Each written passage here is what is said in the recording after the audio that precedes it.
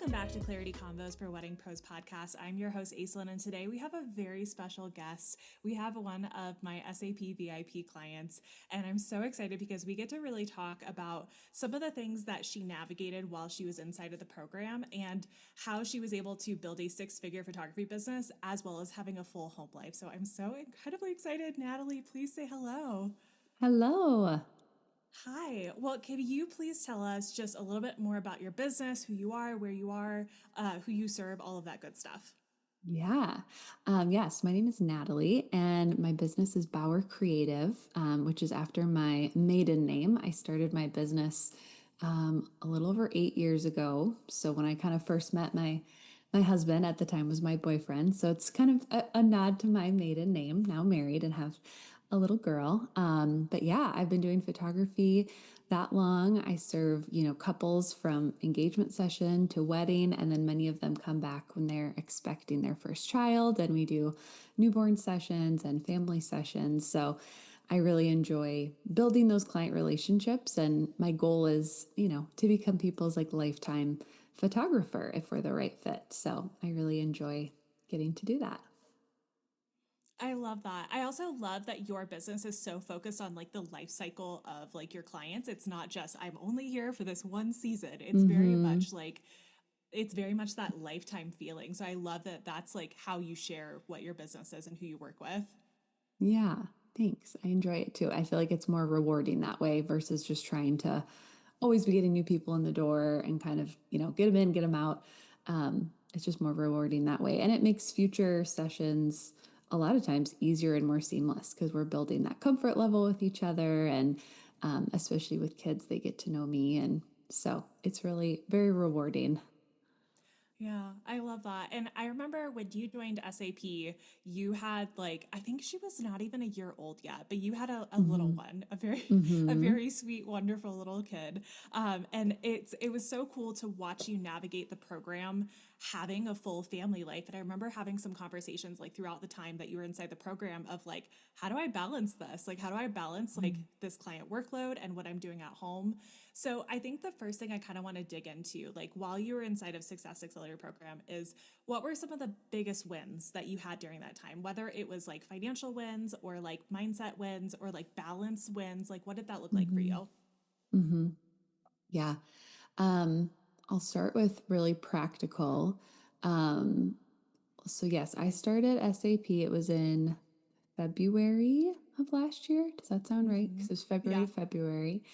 And now it's like the year mark. So whatever, however that works out with the timing. But within the time that I worked with you, I was able to just get way clearer on my numbers. I already had a pretty good system, but some of your spreadsheets help me really like forecast out my income better. And so I was able to really see here's how much extra I am able to put towards our personal financial goals. And so I was able to pay off $32,000 of student loans in the last year, which That's I felt like that was this wild. mountain that would take us, 5, 7 years. It was just always hanging in the back of our heads in our family.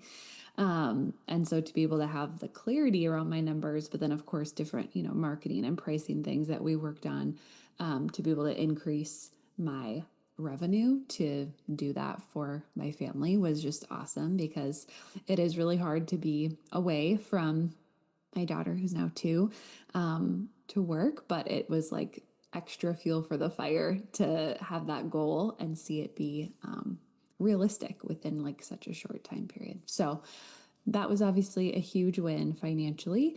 But yeah, I think within the program, other wins were like, I know when I first came to you, I was honestly like not even sure if I would keep doing weddings. I was just feeling burnt out, which I feel like I cycle through burnout, right? As things are misaligned in business and then you find your new flow. But you helped me pinpoint that my client experience, it wasn't bad, but I didn't feel internally, if I was honest with myself, I didn't feel like it was good as it could be. And that was kind of holding me back from really marketing myself, really feeling excited. And so going through that client process with you and just identifying some points of like, hey, this could be better. What if you added this in? And it just brought new energy into that experience for me, which I think really showed itself. Like this year I have 14 weddings, and like I would say most of them are people that I feel very aligned with. I'm really excited about. They're excited about me. It was just the right fit. And so that was huge to just, I didn't have to overhaul everything. I didn't have to like massively change my pricing or my work. I just needed a few tweaks to bring that energy back. And I feel like that was kind of a theme throughout working in SAP. Like you would help, I would kind of brain dump everything on you, and you would help kind of call out different things that needed maybe just a little adjustment, and those could make a big difference. And so that was really empowering to kind of realize time after time, like, okay, maybe sometimes the things that feel really overwhelming don't need a full, like, throw it all out. You have to restart. You just need a few tweaks, or some mindset work we worked on as well. So that I think was huge. And then also just focusing on needle moving activities, which is one of your phrases that kind of ties in with all of this. But being a, quote unquote working mom, like I have to really focus on, okay, what is the most important thing I have to get done today? And usually that is what's actually going to make money in my business. And so really helping me to identify those things and be okay with letting other things go was really important, because otherwise you just get very weighed down with all of the shoulds in business and all of the trends and what everyone on Instagram is telling you have to do if you want to succeed. So, yeah. Yeah.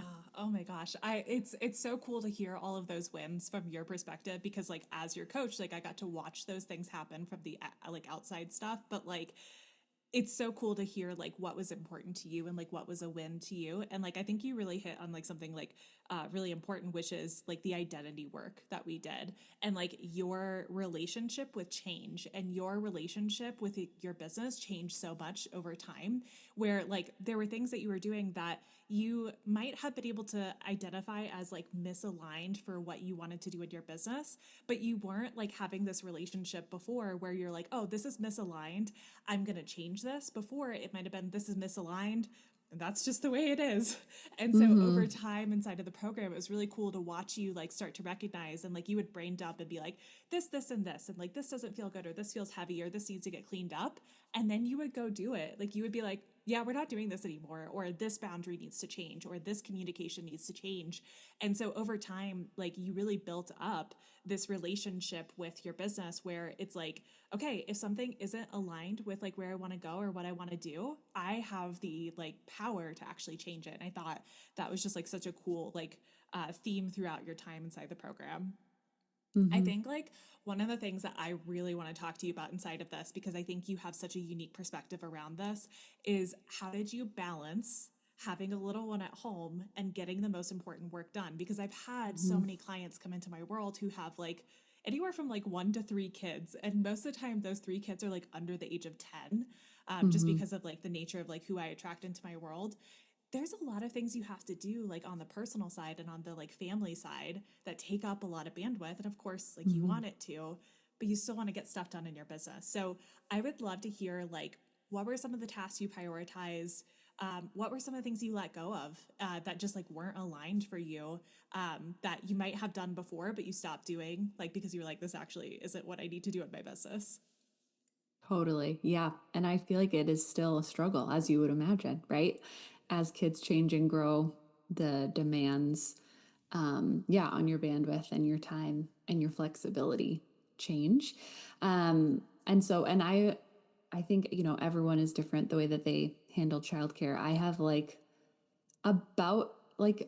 2 half days a week of childcare, roughly. And so that is helpful, but especially during busy season is not enough to get everything done. And so outside of that, I'm working basically when she's asleep. So during her nap, if she naps, and then after she goes to bed, if she goes to bed. And so really like learning as someone who likes to be in control, likes routine, likes I don't know. I'm like very not fully type A or type B, but I want to like just be able to follow the plan.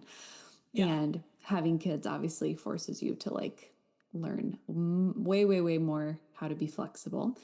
I'm still working on that, but when I do have my work time, however it comes to me, I have it written in my, I use Trello, I think thanks to you, the way that I organize all my things I need to get done. And I have some mantras listed in my Trello account that I can always look at. And one of them for this summer is just like, okay, client care, marketing, and delivering galleries. Those are your priorities. Everything else is extra. Like everything else is extra. And so, Ooh, I love yeah, that. prioritizing, making sure my clients are responded to quickly and promptly and thoroughly, email, text, whatever, however that comes through. I made sure during our time together to look at, I think my processes were already pretty automated, but just continuing to add in more of that. Like, okay, what are other questions or other um, maybe things that clients sometimes misunderstand? How can I clarify that better and have that be sent out when they book or an automated email before their session so that I'm not needed? My actual person is not needed in those moments to still serve my clients well. So, client care, marketing, obviously, which kind of ebbs and flows. I did outsource. I have someone who does SEO work for me now, and then they also do like a monthly blog post that's like very strategic. And that was something that I think when we were working together, I like wanted to try to figure out myself and was just totally, realized like, okay, Natalie, you do not have time for, you don't have bandwidth for this. Like that's not, to do it well, it's worth just hiring an expert. And so that has been a great use of my resources. Um, yeah, so those are kind of the main thing. And then obviously editing. I still do all of my own editing. I don't know when and if that will change. I enjoy it, but it is time consuming. So I'm still doing that. But yeah, outsourced some of those marketing tasks.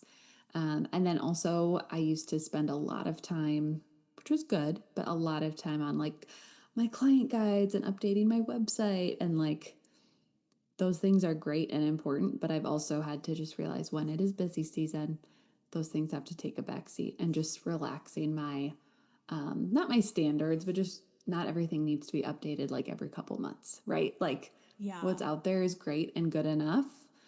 It's good for now. Come winter, when I'm bored, I can work on those things again. But right now, what is making money in my business? How do I make sure my clients are happy? Hopefully, they will then send referrals my way, right, to keep the funnel going. But yeah, really just, and I think too, trying to batch work things as much as possible, and then have days of the week that are like, okay, on Tuesdays, that's when I'm focused on planning my Instagram for the week, and Fridays when I'm kind of mentally checked out, I'm just going to edit. If I have work time, I'm not going to worry about trying to do anything like deeply focused or creative. So just kind of learning your own rhythms mentally and energy wise, I think also helps a lot. Yeah. Did you have like any of the like on this day of the week I work on this, like on this day of the week I work on that kind of stuff in place before SAP, or is that something that like we built together and you've carried on? It's a good question. I think I had always like tried different versions of it, but definitely when I started SAP, yeah, Amelia was, I think she was like 9 months old ish. I don't And think she so was a yeah, I year was yet because I remember still celebrating that. okay. Yeah, I was like, I don't think she was a year yet. So I feel like I was also just still freshly in like the first year of being a parent. And so all the things that had worked for me in the past didn't work anymore. So I definitely think we were kind of figuring that out together. Because again, I'm figuring out my own personal rhythms and preferences with work time, but then also I have to match that up with what she's doing that week. Is she sick? Is she going through a sleep regression? Do I not have childcare that week? So trying to then put those on top of each other and see what's actually realistic and like being okay with that was, I think, more what we worked on together. And I know too, you were good about encouraging me to like, when I was feeling really swamped, to be like, it's okay to ask for more help. Like, who else can you ask for help, or how else could you outsource? Which is still something I struggle with because I just have that oldest daughter belief that, like, no, I need to do it all myself. And if I can't do it myself, there's something wrong with me. It's not the situation. I just need to figure it out. So that is still a mindset that I'm still wrestling with But look how far you've regularly. come with that mindset, though. Like you Mm-hmm. do ask for help. Like I think it's so cool to also recognize the progress of that because like the Yeah. way we engage with like scenarios that like pop up over and over again and like how we change the way we engage with it, that's progress. Even if it's like, oh, this one week I decided to ask for help and maybe I don't ask every week, but this one Mm-hmm. week I did versus who you might have been before where you might not have asked for help at all. Mm-hmm. Absolutely. Yeah. Or even just being aware of, okay, I'm feeling really overwhelmed right now. I should ask for help, but I don't really want to. Like just even having that awareness to then be able to work with it instead of just living in autopilot is Yeah. huge.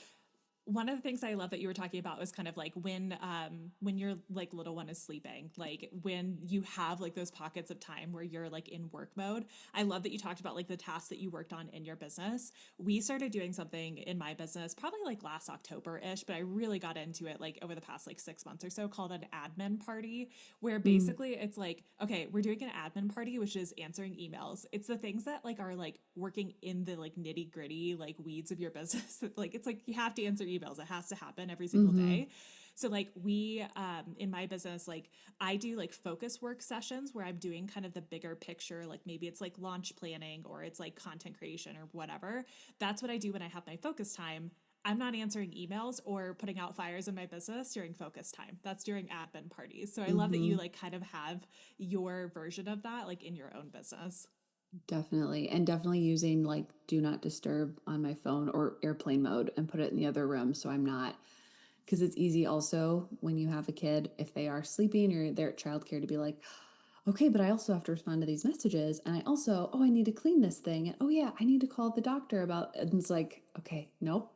There can be an admin time for that later. But right now, what is the most important thing? I just need to put my noise canceling headphones on, put my phone in the other room, and just focus. And once you can get into that flow, then you can get stuff done. But yeah, it's the constant distraction that can be so draining and overwhelming and just making it makes you feel like I don't even know what to focus on next.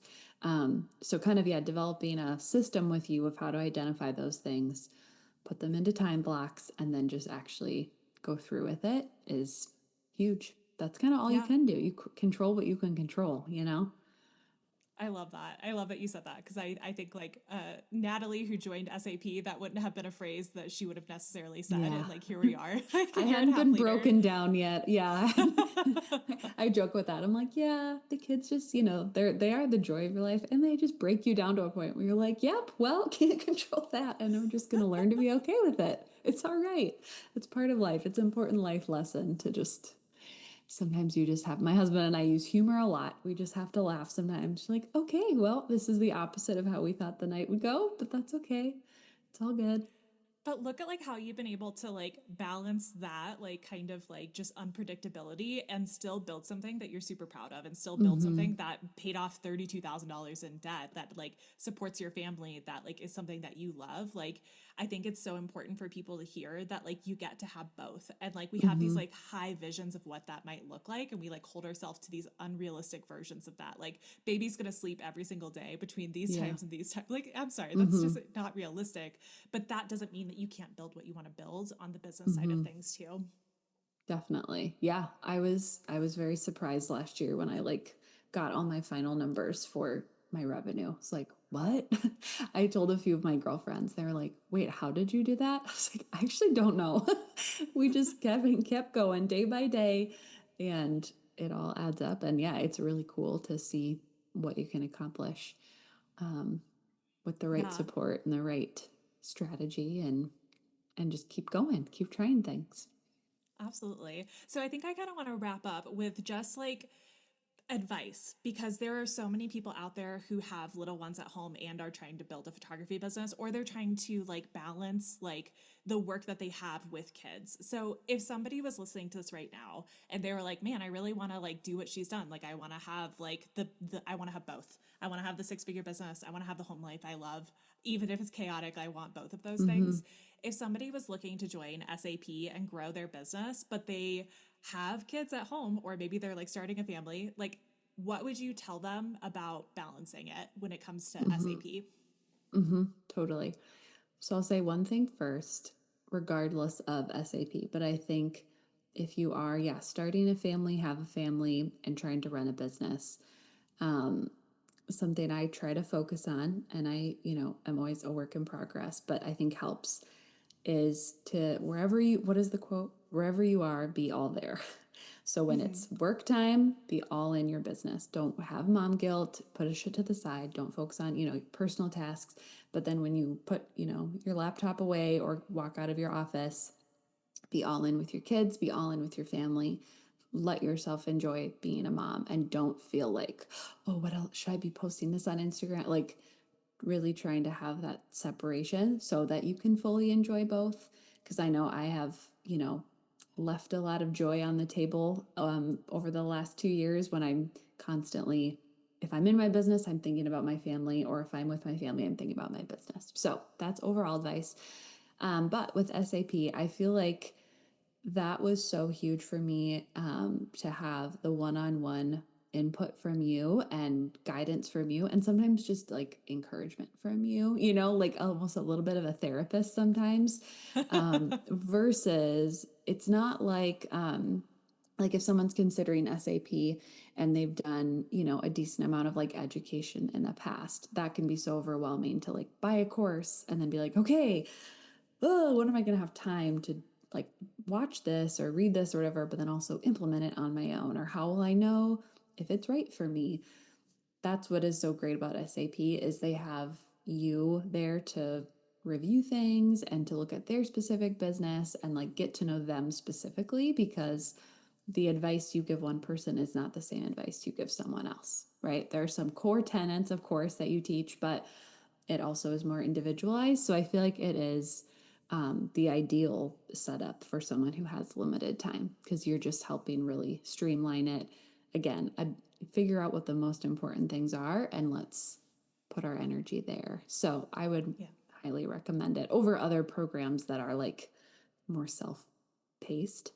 I think it's ideal for a busy a busy parent. Yeah, I love that. And I loved the way that you went through the program. And I loved the way that like you built out this like identity of someone who like you're all in. Like you're all in no matter what. Like even if there's chaos going on, even if personal life is personal lifing, like you're still building the business you want and also like building the family you want and like having that Mhm. time with them and like making sure that like I remember there's sometimes you brought in things where you're just like I'm overwhelmed and swamped with all these things and I really just want to spend time with my family and I'm like just go do that like just go do Mhm. that. That's the important thing right now. And I think it's just really cool to see like when I have clients who do have limited time like how they use their time. I think is like it's really cool to hear how you do it because when people have a lot of time on their hands, they don't always use it well. So I think a lot of Mhm. times parents actually use their time a lot more like strategically. Yeah, totally. I remember people telling me that when I was pregnant. Like, you think you don't have enough time right now to do things, but like once you have kids, you realize, oh, yeah, I can get stuff done so much faster because you just have to.